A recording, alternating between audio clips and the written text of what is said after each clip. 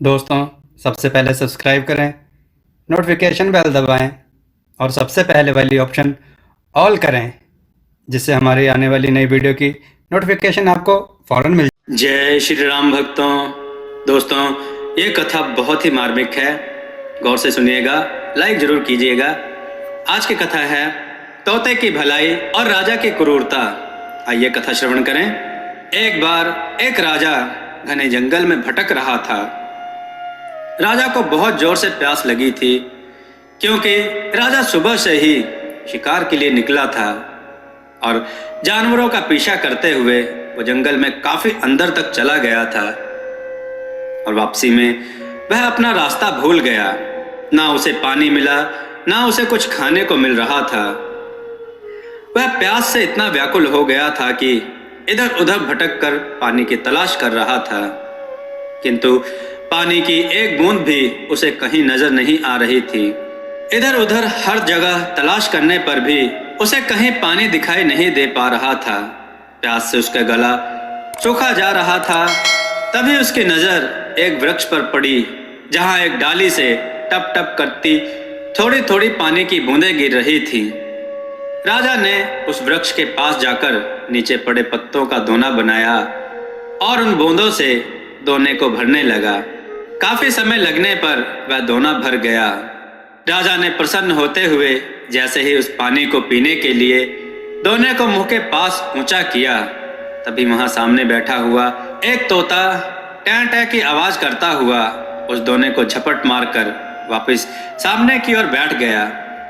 उस दोने का पूरा पानी नीचे गिर गया। राजा निराश हुआ कि बड़ी मुश्किल से पानी नसीब हुआ था और वो भी इस पक्षी ने गिरा दिया।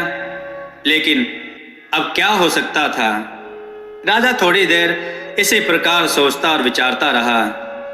उसने सोचा, अगर मैंने पानी इकट्ठा ना किया तो प्यास के कारण मेरे प्राण पखेरु उड़ जाएंगे। ऐसा सोचकर वह फिर से उस खाली दोने को भरने लगा। काफी मशक्कत के बाद वह दोना फिर भर गया। राजा ने पुनः हर्षित होकर जैसे ही उस पानी को पीने के लिए दोने को उठाया, तो वही सामने बैठा तोता टैं टैं करता हुआ आया और दोने को झपट मारकर नीचे गिरा के वापस सामने बैठ गया। अब राजा हताशा के वशीभूत हो क्रोधित हो उठा। मुझे जोर से प्यास लगी है, मैं इतनी मेहनत से पानी इकट्ठा कर रहा हूँ और यह दुष्ट पक्षी मेरी सारी मेहनत को आकर गिरा देता है। अब मैं इसे नहीं छोड़ूंगा। अब की बार जब वह वापस आएगा तो इसे खत्म कर दूंगा। इस प्रकार वह राजा अपने हाथ में चाबुक लेकर वापस उस दोने को भरने लगा। काफी समय बाद उस दोने में पानी भर गया।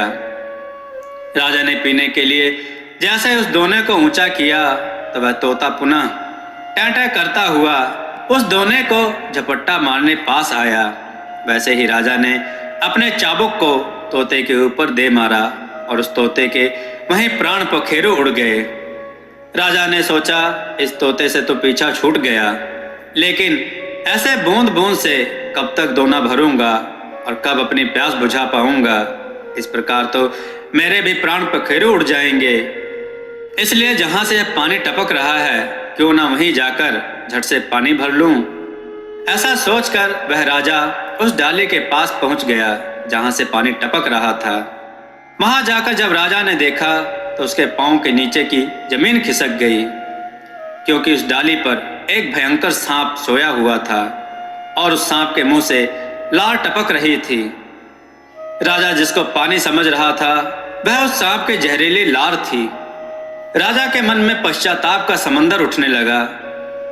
कहने लगा, हे प्रभु, मैंने यह क्या कर दिया? जो पक्षी बार बार मुझे जहर पीने से बचा रहा था, क्रोध के वशीभूत होकर मैंने उसे ही मार दिया। काश मैंने संतों के बताए उत्तम क्षमा मार्ग को धारण किया होता, अपने क्रोध पर नियंत्रण किया होता, तो यह मेरा हितैषी निर्दोष पक्षी उसकी जान नहीं जाती। हे भगवान, मैंने अज्ञानता में कितना बड़ा पाप कर दिया।